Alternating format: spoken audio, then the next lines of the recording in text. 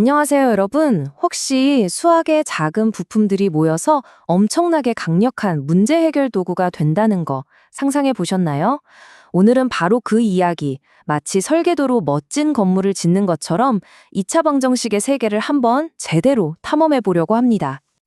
바로 이 질문.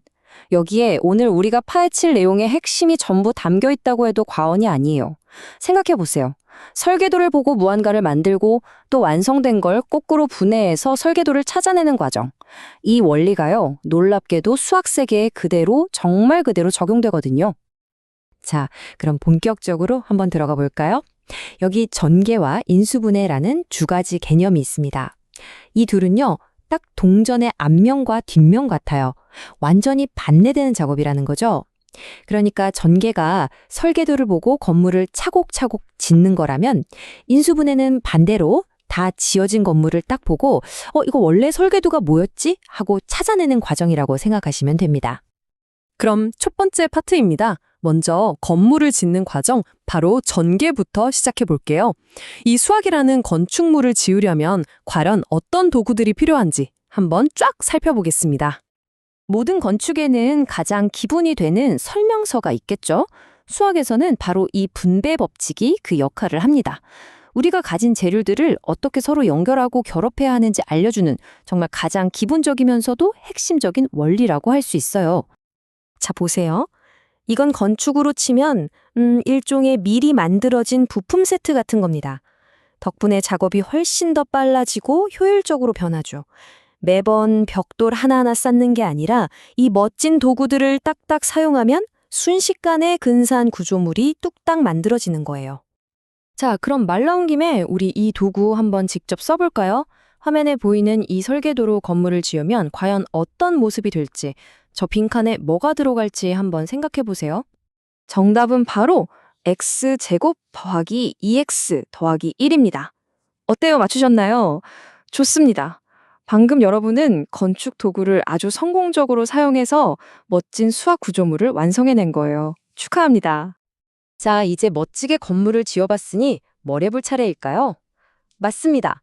다시 해체해봐야죠. 이번에는 그 반대 작업, 일종의 수학적 리버스 엔지니어링이라고 할 수 있는 인수분해에 대해 알아볼 시간입니다. 네, 이 문장 하나가 정말 모든 걸 설명해 줍니다. 전개의 반대 과정. 정말 간단하죠? 인수분해라는 게 무슨 대단하고 복잡한 개념이 아니에요. 우리가 방금 했던 그 건축 과정을 그냥 정확히 거꾸로 되감기하는 것, 그 이상도 이하도 아닙니다. 물론 다 지어진 건물을 보고 원래 설계도를 찾아내려면 체계적인 방법이 필요하겠죠. 화면에 보이는 이 방법이 바로 그 중 하나인데요. 마치 우리가 탐정이 되어서 흩어져 있는 단서들을 하나씩 맞춰가며 범인을 찾아내듯이 각항의 조합을 확인하면서 원래의 설계도, 즉 두 인수를 찾아내는 아주 논리적인 과정입니다. 이 표를 한번 보세요. 정말 명확하게 보이죠? 건물을 지을 때 썼던 공식이랑 해체할 때 쓰는 공식이 글자 하나 안 틀리고 똑같습니다. 그쵸? 그냥 화살표 방향만 반대인 거예요. 왼쪽에서 오른쪽으로 가면 전개, 반대로 오른쪽에서 왼쪽으로 오면 인수분해. 이야, 정말 멋지지 않나요? 자, 파트 3입니다. 인수분해로 문제 풀기. 근데 이런 생각 들지 않으세요? 왜 이렇게 힘들게 건물을 다시 해체하는 기술을 배우는 걸까?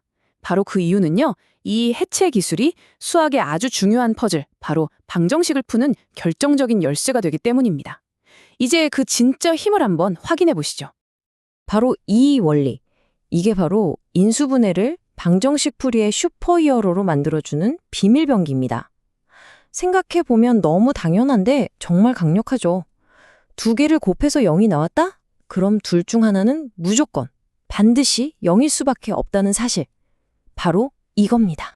자, 그럼 이 강력한 원리를 어떻게 써먹는지 한번 보시죠. 과정은 이렇습니다. 먼저 이렇게 복잡해 보이는 방정식을 해체해요. 그래서 x-1이랑 x-3이라는 두 개의 간단한 설계도를 찾아내는 거죠. 그런 다음 우리가 방금 본 그 비밀병기를 쓰는 겁니다. 둘 중 하나는 무조건 0이어야 하니까 결국 x는 1이거나 또는 3이 된다는 답을 마침내 찾아내는 거죠. 그런데 여기서 이런 궁금증이 생길 수 있죠. 아니 근데 만약에 건물이 너무 복잡해서 이렇게 간단하게 설계도를 찾을 수 없으면 어떡하죠? 네, 바로 그겁니다. 아주 중요한 질문이에요. 바로 그런 까다로운 상황을 위해서 우리에겐 훨씬 더 강력한 도구가 필요하게 됩니다.